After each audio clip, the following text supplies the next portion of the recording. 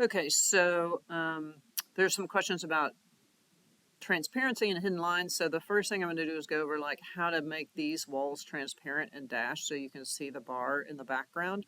And right now there's a section box on that guy. So let me pick it and unhide that category and go back to that guy. So if you have a section box and you don't want to see it, you can pick it and just type VH and it will hide that section box. To get it back, you would go down to the Reveal Hidden Elements, pick that and unhide category, and then toggle the Reveal Hidden Elements mode. But I'll just pick this in VH for right now. And then we want to make these two guys transparent and have a dashed line at the edge. So I'm going to pick them and I'm going to right click on them and I'm going to go to Override Graphics in View by Element, right? And so what we want is for the surface pattern, for the transparency, right? So we want to come in here and make these guys transparent. So if I pick that up to 80%, and now you can see the transparency there.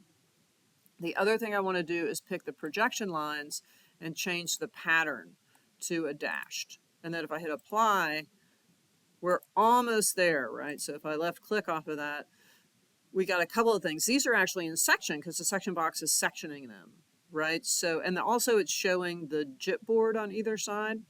So I'm going to come down here and in my detail level, I'm going to hit coarse. And that's going to turn all my walls blue because the walls are set to be blue when you set it to coarse. So I'm just going to go into my visibility graphics by typing V twice and select all and change the cut pattern here for every category, clicking on override, to a solid white, right? And click OK.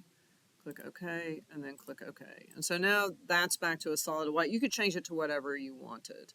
And so now all I need to do is pick these guys again and change the section cuts lines to dashed. So if I right click on this, whoops, that, right click on it, override graphics and view by element, and then go down to my cut lines and change those to a dash. And then click OK. And now you've got that looking through there. Now, if you want to have another instance, and I'm just going to make this larger, here's a plan of that same sort of setup. So I'll pull this out a little bit so you can see the edge of that wall. So there's the wall in section, but above it is a dashed line. And then also, if I pick this, you'll see there's a wall running underneath that you would like to have dashed. So two different ways of handling this. When you have something above, you can use an underlay. So if I go A1, and sometimes that will work. Go. And you can get the underlay. This one's not exactly working. So oftentimes what you're going to do is you're just going to come in and go to annotate and align and detail line and pick that the above lines, right? So you'll have the overhead and you'll just come in and actually draw it in, right? Manually. So I'm just drawing, that's how these guys were drawn in as well. There are ways to lock it to various things, but you can, so, so pretty straightforward. Let me go ahead and finish that off. Now, if you have something below, like in the case of this bar over here, oh, and I also, this one is set to, I set it to coarse there, right?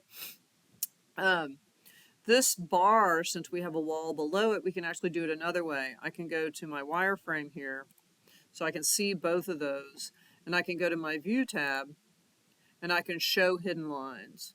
And if I go to Show Hidden Lines, it'll ask me down at the bottom, select element to show hidden lines through. So that would be the bar top. And then you select the item to show through it. So I'll pick that wall. And then you have to pick the bar top again and pick the other wall, pick the bar top again, pick the other wall, pick the bar top again and pick the other wall. And then if you go back to hidden line, you'll see that that dashes, right? It's using hidden lines, so it's a little bit different than the dashed lines here.